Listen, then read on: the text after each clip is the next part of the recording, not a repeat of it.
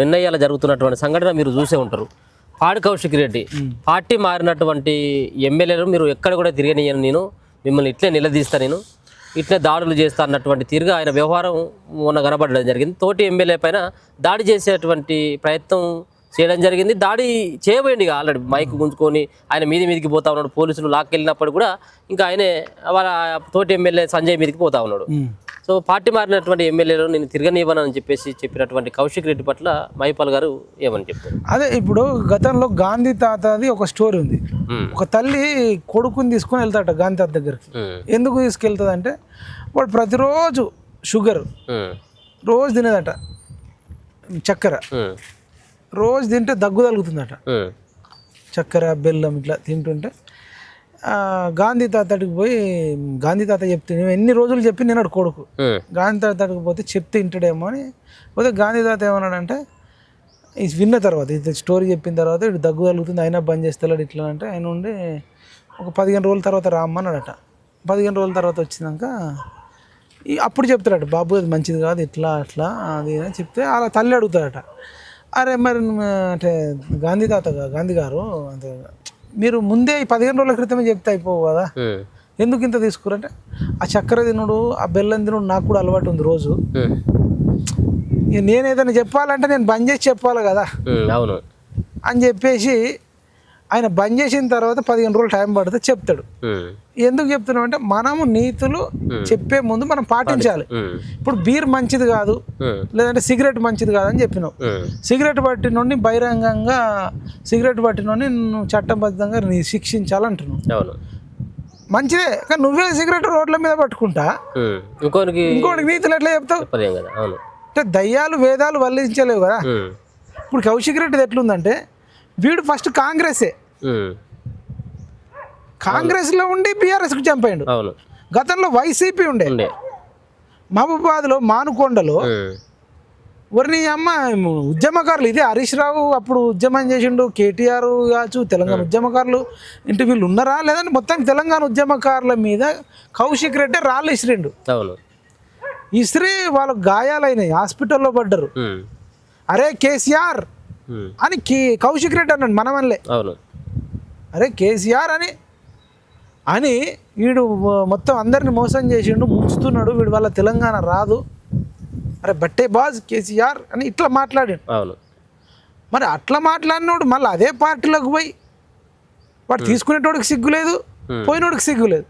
వీడికి ఎక్కడ నైతికత ఉంది? నువ్వు ఉద్యమకారులను రాళ్లతో కొట్టినావు, కేసీఆర్ను వాళ్ళ పార్టీని తిట్టినావు, నువ్వు మళ్ళీ అదే పార్టీకి పోయినావు, మళ్ళీ నువ్వు సంజయ్ అనడానికి ఏముంది? మరి నీకు లేదు హక్కు. సంజయ్ని అడగడానికి జగిత్యాల ప్రజలు అడుగుతారు, తెలంగాణలో ఉన్న ఉద్యమకారులు అడుగుతారు, లేదంటే ప్రజాస్వామికవాదులు అడుగుతారు. కానీ నీకెక్కడిది అంటున్నాను, నువ్వెవడు? Who are you? నీ వాట్ ఈజ్ యువర్ బ్యాక్గ్రౌండ్? నువ్వు కూడా పార్టీ మారినాడు, నువ్వు పార్టీ మారినాడు. నువ్వు వైసీపీలో ఉండి వైసీపీ నుంచి కాంగ్రెస్కి వచ్చినావు, కాంగ్రెస్లో ఉండి అప్పుడు కోవర్టుగా పనిచేసి కేసీఆర్ ఒక పార్టీలో ఉండగానే నాకు బీఆర్ఎస్ నుంచి టికెట్ వస్తుందని కాల్ రికార్డు వైరల్ అయింది. అవును, నువ్వు కాంగ్రెస్లో ఉండి నాకు బీఆర్ఎస్ నుంచి టికెట్ వస్తుందా అంటే దాని తర్వాత వీళ్ళు సస్పెండ్ చేసిర్రు. అవును, అంటే వీని చరిత్ర అంతా నీచ చరిత్ర అంటున్నా, పార్టీ నుంచి సస్పెండ్ చేసిర్రు. గతంలో జీవిత రాజశేఖర్ వాళ్ళతోని గొడవ పడ్డట్టు మనం విన్నాం. వీడు అసలు వీడు గొడవ పడంది ఎవరితోని? వీని బతుకంతా కాంట్రవర్సీ, బతుకంతా నేర చరిత్రనే ఒక రకంగా. అప్పట్లో జిఎస్ఆర్ టీవీ కెమెరామ్యాన్ను కిడ్నాప్ చేయడం, ఇంట్లో పెట్టుకోవడం, కొట్టడం, చేయడం చేసిర్రు. ఆ జిఎస్ఆర్ మీద కూడా నా బెదిరింపు కాల్స్ చేయడం. ఇక ఈటల రాజేందర్ అయితే నోటికి వచ్చినట్టే తిట్టడం, ఇక నోటికి అదుపు లేకుండా తిట్టినావు, అదైపోయింది. మన గాంధీని పట్టుకొని గాంధీ ఇంటి మీదకి ఈడు పోవడం, వీళ్ళు గాంధీ మీద ఇంటికి రావడం. ఇక అది కౌశిక్ రెడ్డి వర్సెస్ గాంధీ, అది కొంతకాలం నడిచింది షేర్లింగంపల్లి నడిచింది. అసలు వీడేవాడు గాంధీ మీదకి పోవడానికి కేసీఆర్ను బొమ్మను. అవును, ఇప్పుడు మళ్ళీ మహిళ అయినటువంటి గవర్నర్ను పట్టుకొని తమిళసాయిని పట్టుకొని ముడ్డు కింద పెట్టుకుంది ఫైల్స్ అని. ఇటు ప్రతి కాంట్రవర్సీలో ఒకప్పుడు బాల్క సుమన్ ఉండేది, ఆయన బానిస సుమన్ అని చెప్పి ప్రజలు తిరస్కరించారు, ఓడగొట్టిరు, ఇప్పుడు పండబెట్టిరు. ఇక ఎటు కదులుతలేడు, ఇప్పుడు చెల్లని రూపాయి అయిపోయాడు. ఇప్పుడు బాల్క సుమన్ పాత్రను కౌశిక్ రెడ్డి రూపంలో ప్లే చేద్దామని చూస్తారు. ఈటల రాజేందర్తో కౌశిక్ రెడ్డి పెట్టుకుంటాడు, రేవంత్ రెడ్డితో పెట్టుకుంటాడు, అరకెప్పుడు గాంధీతో పెట్టుకుంటాడు, తమిళసాయితో పెట్టుకుంటాడు, లేదంటే ఇప్పుడు డాక్టర్ సంజయ్తో నిరసన వ్యక్తం చేయాలి, అడ్డుకోవాలి, ఓకే. కానీ నువ్వు మనిషి మీదకే పోయి కొట్టడానికి పోవడం, ఇది అనడం, అది అనడం, అది కూడా కలెక్టర్ల సమావేశంలో అక్కడ ఉత్తమ్ కుమార్ రెడ్డి ఉన్నాడు, శ్రీధర్ బాబు ఉన్నాడు, పొన్నం ప్రభాకర్ ఉన్నాడు, వాళ్ళ మంత్రులు ఒక ఒక ఒక ఉందాగా ఉండాల్సిన సమయంలో నేను మీదికి పోతా, నేను కొడతా, వీధి రౌడివా? అసలు శాసనసభ్యుడు అంటే ఏంది? శాసనాలు చేసే సభ్యుడిని శాసనసభ్యుడు అంటాడు. శాసనసభ్యుడు ఏం శాసనాలు చేయాలి? మంచి శాసనాలు చేయాలి, ప్రజలందరూ మంచిగా ఉండాలి, అన్ని రకాల సమస్యలు పరిష్కరించడానికి శాసనం చేయాలి, ఒక్కొక్కడి మీదకి ఇంకొకటి దాడి చేయొద్దు అని ఇవన్నీ శాసనాలు చేసేదే వాళ్ళు. శాసనసభ్యుడే వీధి రౌడు లెక్క నేను ఆన్ని నరుకుతా, వీన్ని నరుకుతా, నలకలు నరికేస్తా, ఇవి చీరేస్తా, ఏందది? వీడికి హక్కుందా? నైతిక హక్కు అంటున్నాను. అడిగేటోడు ఎందుకు మరి అంత రెచ్చిపోతా ఉన్నాడు? ఎవరన్నా చూసుకుని రెచ్చిపోతా ఉన్నాడు. రెండోది దాని ద్వారా అసలు ఈయనకు వచ్చేటువంటి మైలేజ్ ఏంటిది అసలు చేయడం ద్వారా? వీడు ఒక పెంపుడు కుక్కని మనం ఊర్లలో కానీ ఇప్పుడు మన సిటీలలో చూస్తాం. కుక్కని పట్టుకొని నడుచుకుంటా పోతారు. అవును. ఆ కుక్కని పోయి కరిచి రాపంటే కరిచి వస్తుంది. అవును. ఇప్పుడు ఈ కేసులో పెంపుడు కుక్క కౌశిక్ రెడ్డి పట్టుకొని పోయేటోడు కేటీఆర్. కేటీఆర్ ఆయన దువ్వుకుంటా అని ఎగేస్తున్నాడు. ఇప్పుడు డాక్టర్ సంజయ్ మీద దాడి చేసింది కౌశిక్ రెడ్డి అనుకోరాదు, కేటీ రావు. ఎందుకు ఈ కేటీ రావు మీద ఇప్పుడు ఈ ఫార్ములా, ఈ కార్ రేసు, ఎవడన్నా కార్ల పోటీ పెడతాడా? మన 7 లక్షల కోట్ల అప్పున్న దాంట్లో కార్ల పోటీ పెట్టి 50 కోట్లు నాశనం చేసినా ఇంకా బ్రాండ్ ఇమేజ్ అంటుండు. అంటే తినడానికి తిండి లేదురా అంటే మీసాలకు సంపంగి నూనె అన్నట్టు నిరుద్యోగులు ఎంతోమంది ఆర్థిక ఇబ్బందులతోని చచ్చిపోతుంటే, ప్రబలిక లాంటి వాళ్ళు చచ్చిపోతుంటే, ఆ టైంలో సునీల్ నాయక్ లాంటి వాళ్ళు చచ్చిపోతుంటే, మురళీ ముదిరాజు లాంటి వాళ్ళు చనిపోతుంటే, 5 రూపాయల భోజనం నిరుద్యోగులు చేస్తుంటే, వీడు ఫార్ములా ఈ రేస్ కేసు, గ్రీన్ కో కంపెనీ అని 55 కోట్లు అంటే వాడికి చిన్న అమౌంట్ అనిపిస్తుంది. తుపేల్ కేసు అట, లొట్ట పీస్ కేసు అంటుండు. అంటే 55 కోట్లు అనేది వాడికి లొట్ట పీసు. అసలు నేను ఎవడరా పెట్టమన్నది? నిరుద్యోగులు పెట్టమన్నారా?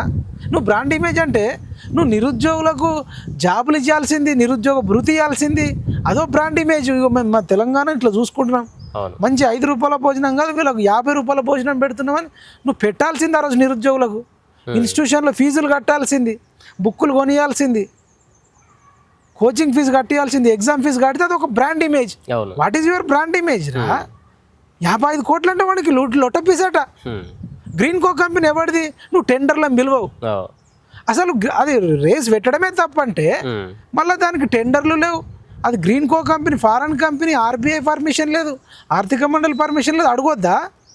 లొట్ట పీస్ అంటావా 55 కోట్లు? మన ఊర్లలో ఒక 50 లక్షలు దొంగతనం చేస్తేనే మన ఇష్టం వచ్చినట్టు కొడతారు. కొట్టరా?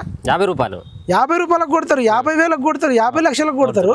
నువ్వు అట్లాంటి 55 కోట్లు నీకు లొట్ట పీస్ అంటున్నావు. ఇది అడుగుతున్నందుకు దీనిలో అరెస్ట్ అయ్యే అవకాశం ఉంది కాబట్టి, టాపిక్ డైవర్ట్ కావాలి కాబట్టి పెంపుడు కుక్కను వదులుతున్నారు. అంటే ఇప్పుడు కేటీఆర్ చెప్పినటువంటి విధంగా అరే ఇటు సంజయ్ అంటే ఇప్పుడు సంజయ్ మీద దాడి చేయదు కానీ బయట చేస్తావా చేసుకో. కానీ ఒక సమావేశం ఉంది, సమావేశంలో ఒక ఉందాగానే ఉండాలి, ఒక సందర్భం కాదు కదా అది. అదే ఆ సందర్భమా? ఇప్పుడు అసెంబ్లీలో అడుగుతారు, ఎవడన్నా అసెంబ్లీలో కానీ జిల్లా సమీక్షలో కానీ అడుగుతారు. అసెంబ్లీలో సైతం కూడా స్పీకర్ మీద కాగితాలు ఇసిరేసిండు ఇదే కౌశిక్ రెడ్డి. స్పీకర్ ను అవమానించుడే, వాళ్ళ నీళ్ళని బూతులు తిట్టుకుంటుండే, వెనకాల విజిల్స్, ఆయన కూతుర్ని తీసుకొని పోయిండు ఒకసారి అసెంబ్లీకి, ఆమె వెనకాలకి ఆగి చెప్తుంది.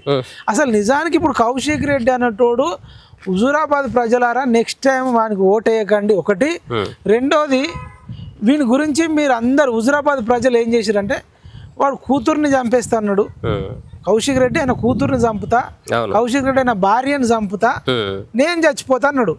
అంటే ముగ్గురం చచ్చిపోతాం, వాళ్ళిద్దరిని చంపి నేను చచ్చిపోతాను లైన్లో. కౌశిక్ రెడ్డి మరి అంటే అంతిమయాత్రకు వస్తారా? పాడి కౌశిక్ రెడ్డి పాడే కడతారా? శవయాత్రకు వస్తారా లేదా విజయయాత్రకు వస్తారా అన్నాడు. శవయాత్ర అంటే ముగ్గురు చచ్చిపోతున్నారు. ముగ్గురు చచ్చిపోతారంటే ముగ్గురు పిల్లకి ధైర్యం కాదు, తల్లికి ధైర్యం కాదు. వీడే రౌడీ కాబట్టి వాళ్ళకి అంటే చచ్చిపోవడంలో రకరకాలుగా చచ్చిపోతారు. అంటే వాళ్ళ కూతురికి భార్యకు ఉరేసి వీడు వేసుకుంటుండేనా, లేకపోతే వాళ్ళకింత మంది ఇచ్చి చచ్చిపోయే మంది ఇచ్చి కూతురికి భార్యకి ఇచ్చి తర్వాత వీడు తినేటోడా, లేదంటే ఏదైనా బిల్డింగ్ ఎక్కి వాళ్ళిద్దరిని నూకేసి వీడు బిల్డింగ్ మీద దూకేదా, లేదంటే ఏదైనా ట్రైన్ కింద వాడు వాళ్ళిద్దరిని చంపేసి వీడి తర్వాత చచ్చిపోయేదా? మొత్తానికి ఆ ప్రజలకు హుజూరాబాద్ ప్రజలకు ఏం చేసినట్టే వీళ్ళిద్దరిని చంపేస్తా నాకు ఓటేయకపోతే వాళ్ళిద్దరిని చంపి పిల్లాన్ని కూతుర్ని చంపి నేను చచ్చిపోతా అన్నసరికి వీడింట్లో మనవాడ వీడి చచ్చిపోయి కానీ అనవసరంగా భార్య మంచిది ఉన్నది కూతురు మంచిది ఉంది పుసుకొని వాళ్ళిద్దరిని చంపవు ఇట్లా వీడు మంచోడు కాదు అసలు వీడికి నేర చరిత్ర ఉందని వాళ్ళు కూతురు మీద సింపతితోని భార్య మీద దయతోని జాలితోని ఈ పాపిస్టోడికి ఓటేస్తే వీడు ఇలా డింగానండి ఊర్లో దున్నపోతూ మన చేనులో పడ్డట్టే ఒక గజ్జి కుక్క ఎర్లేసిన కుక్క గజ్జి కుక్క ఎట్లయితే అందరు గజ్జి అంటిస్తుందో అట్లా వీడు ఎవడండి వీడి బ్యాక్గ్రౌండ్ ఏందండి వీడికి ఏం రైట్స్ ఉన్నాయండి నేను వచ్చి కేసీఆర్ని అడుగు మనం కేసీఆర్ కేటీఆర్ అడిగితే అంటారు నువ్వు అప్పుడు మొత్తం కాంగ్రెస్ ఎమ్మెల్యేలు అందరినీ కలుపుకొని సిఎల్పిని విలీనం చేసుకున్నావు కదా నీకేం ముఖం ఉందని అంటారు కాబట్టి కౌశిక్ రెడ్డితో అడిగిపిస్తారు ఇప్పుడు ఇలా తలసాని శ్రీనివాస్ యాదవ్ బీఆర్ఎస్లో ఉన్నాడు ఏ పార్టీ నుంచి గెలిచిండని అప్పుడు ఫస్ట్లో 2014లో టీడీపీ నుంచి గెలిచిన నువ్వు తీసుకున్నావు సబితా ఇంద్రారెడ్డి ఏ పార్టీ అండి కాంగ్రెస్ నుంచి గెలిస్తే నువ్వు ఇట్లా తీసుకుని మంత్రి ఇచ్చినావు మల్లారెడ్డి ఏ పార్టీలో గెలిచిండండి ఇట్లా చేసినావు మాకంటే గోపీనాథ్ ఎవడండి సో ఆమె ఇంతకు ముందు ఎర్రబెల్ దయాకర్ రావు ఎవడు వీళ్ళంతా ఎవరు పైలట్ రోహిత్ రెడ్డి ఎవడు వాడి మీద ఇప్పుడు పైలట్ రోహిత్ రెడ్డి మీద నాన్ బెయిలబుల్ కేసు అయిందట వీడు ఏదో కంపెనీలో పనిచేసే పార్ట్నర్ల మీదనే చెక్ రాసిస్తే చెక్ చెల్లలేదట నాన్ బెయిలబుల్ కేసు అన్నం పెట్టిన వాళ్ళకు రూములో ఉంచుకున్న వాళ్ళకి మోసం చేసి పైలట్ రోహిత్ రెడ్డి ఎటు వారిపోయిందో తెలియదు ఇప్పుడు పైలట్ రోహిత్ రెడ్డి మీద చర్చ జరగాలి యాక్చువల్లీ పైలట్ రోహిత్ రెడ్డి పక్కకు తప్పిపోయింది అసలు ఇట్లాంటి పైలట్ రోహిత్ రెడ్డి లాంటి వాళ్ళు కౌశిక్ రెడ్డి లాంటి వాళ్ళు లేదంటే బాల్కా సుమన్ లాంటి వాళ్ళు గాదర్ కిషోర్ లాంటి వాళ్ళని రౌడీలను పెంచిస్తున్నారు తప్ప మీకేం రైట్స్ ఉన్నాయి మీరు అడగాలంటే మేము అడుగుతాంలే మీ వాళ్ళు తప్పే ఎవరు తీసుకున్నా తప్పే కానీ దానికి ఒక చట్టం బలంగా తీసుకొచ్చి మీరు అనండి ఏదైనా చట్టానికి పట్టుపట్టండి అసలు పార్టీ మారిన కొద్ది రోజులకే ఇగో ఈ పలానా డేట్ నాటి తీసి పడేయాలని అట్లాంటి దానికి పట్టుబడతలే ఎగేస్తే నువ్వు ఈ నేర్పిన విద్యనే కదా నీరజాక్ష అన్నట్టు మీరు అందరినీ టీడీపీ వాళ్ళని తీసుకున్నారు కాంగ్రెస్ వాళ్ళని తీసుకున్నారు సిపిఐ వాళ్ళని తీసుకున్నారు కమ్యూనిస్ట్ వాళ్ళని తీసుకున్నారు ఈవెన్ బీఎస్పీ వాళ్ళని కూడా ఇందిరాకరణ్ రెడ్డి వాడేం మనిషి వాడు నిర్మల్ అంతా కబ్జా చేసిండట మొత్తం నిర్మల్ ఊర్లకు చెరువులు వచ్చినాయి సిరిపూర్ కాగజ్నూరు నుంచి ఆయన ఇంతకుముందు మాజీ ఎమ్మెల్యే ఉండే కోనేరు కోనప్ప వీళ్ళంతా బీఎస్పీ నుంచి గెలిచిన వాళ్ళు హరిప్రియ ఇక్కడ మన ఖమ్మం ఉమ్మడి ఖమ్మం జిల్లాలో ఆమె హరిప్రియ కొత్తగూడెం కాదు ఇల్లందు ఆమె అంతా కాంగ్రెస్ వీళ్ళందరినీ తీసుకొని మీకు ఏం రైట్స్ ఉన్నాయని వైఎస్ఆర్సీపీ నుంచి కూడా వదిలిపెట్టలే మీరు అట్లా వీళ్ళకు ఎటువంటి హక్కు లేదు కౌశిక్ రెడ్డి అనేటోడు అసలు ఈ ఉరి తీసినా తక్కువనే లైఫ్ లాంగ్ జైలు వేయాలి ఈ సైకో ఎప్పుడు ఎవరిని ఏం చేస్తాడో తెలియదు అంత ఎమ్మెల్యే పొజిషన్లో ఉన్నోడు మీదికే పోయిందంటే సామాన్యులు ఇప్పుడు ఒకవేళ రూలింగ్లో ఉండుంటే కౌశిక్ రెడ్డి అవుతుండేనిగా గన్నులు పట్టుకొని కాల్ చేస్తుండే నేను వీడు పెద్ద నేర చరిత్ర ఉన్నదంటారు కాబట్టి ఉత్తమ్ కుమార్ రెడ్డి గారు మీకు బంధువు అవుతాడని తెలుసు దగ్గర మనిషి అని తెలుసు అతన్ని కంట్రోల్ చేస్తారా ఏం చేస్తారా చెయ్యండి లేదంటే ఇట్లాంటి క్రిమినల్ ఒక గజ్జి కుక్కను పెంపుడు కుక్కను ఊర్లలో కుక్కలు నేరేస్తారు మనం కుక్కలు పిల్లల మీదకి కరుస్తుంటాయి కరిచినప్పుడు మన ఊర్లలో ఏం చేస్తుండే వాటికి వచ్చి ఇంజక్షన్ ఇచ్చి వాటిని చంపేసి లేదంటే పట్టుకపోయేది అట్లా మనుషులలో కూడా కుక్కలలో కూడా గజ్జి కుక్కలు కరిచే కుక్కలు ఉన్నట్టు మనుషులలో కరిచే మనుషులు ఉన్నారు కాబట్టి ఇట్లాంటి కౌశిక్ రెడ్డి లాంటి వాళ్ళను ఖచ్చితంగా పట్టుకుపోయి జైల్లో పెట్టి లైఫ్ లాంగ్ బయటకు రాకుండా చేయాలని కోరుకుంటున్నాను. ఇప్పుడు కేటీఆర్ కూడా అంటా ఉన్నాడు పార్టీలు మారినటువంటి వ్యక్తులను ప్రశ్నిస్తే కేసులు పెడతా ఉన్నారు, అక్రమంగా బంధిస్తూ ఉన్నారు, మమ్మల్ని ఇబ్బందులు పెడతా ఉన్నారు, పార్టీ మారినటువంటి వాళ్ళని మేము ప్రశ్నించొద్దా అని చెప్పేసి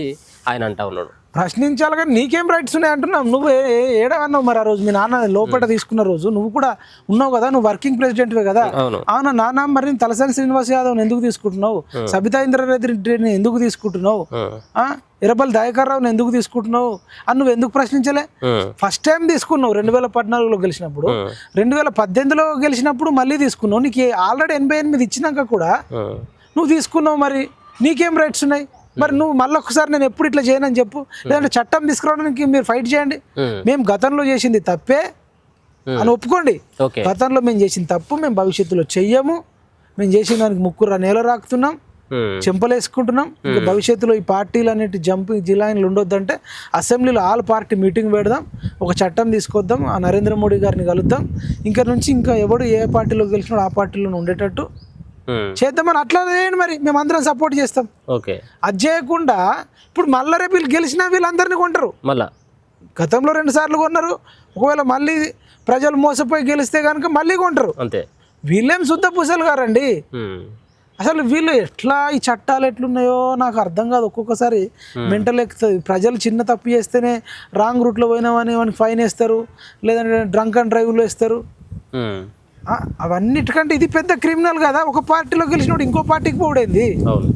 అసలు గెలిచినా ఓడినా పార్టీలు చంపేంది అంటే వాడికి ఎందుకు అంత రైట్స్ చేయడం? దీని మీద పెద్ద చర్చ జరగాలి. ఖచ్చితంగా ఈ పార్టీలు మారేటోళ్ళ మీద చర్చ జరిగి ఏ పార్టీలు ఉన్నాడో ఆ పార్టీలు ఉండేటట్టు వీళ్ళు అట్లా ఒక వాతావరణం క్రియేట్ చేయండి. ఒక భారీ బహిరంగ సభ పెట్టండి. ఇక నుంచి మేము పార్టీలు మారడానికి వ్యతిరేకము, రేపు మేము అధికారంలోకి వచ్చినా మేము చెయ్యము, ఇప్పుడు అయిన వాళ్ళని కూడా ఇట్లా చేయడానికి మన అందరం కలిసి అందరం ఒక మీటింగ్ పెట్టుకుందామని నువ్వు అనండి, ఇనిషియేట్గా రండి, మేము వస్తాం. ఓకే, మొన్న కల్వకుంట్ల కవిత బీసీ నినాదం అని చెప్పేసి బయటకు వచ్చింది. దాని తర్వాత ఇక రెగ్యులర్గా ఉంటుంది కావచ్చు ఆమె కార్యకర్తను అనుకున్నాం, కొంత కనుమరుగా అయ్యింది. మొన్న వాళ్ళ అన్న ఫార్ములా ఈ రేసు సంబంధించిన విచారణ ఎదుర్కొన్న తర్వాత మంగళారతి తిప్పే కాడ ఒక కాడ కనబడ్డది, ఇక మళ్ళీ కనబడతలేదు. ఆరతి గైకోనవా కేటీఆర్ అన్నట్టు మనం ఏమైనా సాధించి వచ్చిండు ఆరతి తీయడానికి? ఈ నువ్వేమో తిహార్ జైలుకు పోయినావు, వాడు రేపు చెంచల్ కూడా జైలు పోతాడు. ఇదేమి ఇన్స్టాల్మెంట్ పద్ధతిలో నెలకొకసారి మనము ఇల్లు కొన్నాం అనుకో, నెల కాగానే ఈఎంఐ వస్తుంది. తర్వాత అంటే బ్యాంక్ లోన్ తీసుకున్నాం అనుకో, నెల కట్టాలి ఏదనికైనా తీసుకుంటే. అట్లా ఏమి నెలకు ఒకసారి వస్తుంది. 6 నెలలు మొత్తం పోయిందంటే చెర్రపల్లి జైల్లో తిహార్ జైల్లో ఉండి ఇక మొత్తంగా మర్చిపోతురు. నువ్వు బీసీ కాదు, నీ భర్త బీసీ కాదు, పోనీ నీకేమన్నా మంచి చరిత్ర ఉందంటే అంత నేర చరిత్రనే ఉంది, లిక్కర్ స్కాము ఇట్లాంటి ఆమె కూడా. అంటే చూడు బ్రహ్మం గారు ఎప్పుడో చెప్పిండండి, మొత్తం వ్యభిచారులే నీతులు చెప్తారు, దొంగలే రాజ్యం వెళ్తారు అని చెప్పిండు. ఇప్పుడు నేను నీళ్ళని చూస్తే దొంగలే నీతులు చెప్తుర్రు, ఇక దొంగలే నీతులు చెప్తున్నారు. ఒక్కొక్కటి దగ్గర కోట్ల డబ్బు ఉందండి. ఒక మంచి రైటర్ని పిలిపించుకుంటారు, పాట రాపించుకుంటారు, ఒక మంచి సింగర్ని పిలిపించుకుంటారు, మంచి మ్యూజిక్ డైరెక్టర్ని పిలిపించుకుంటారు, పాటలు రాపించుకోలే. లిక్కర్ స్కామ్ లో అరెస్ట్ అయ్యి వచ్చిన ఆమె కూడా పాట రాపించుకున్నది.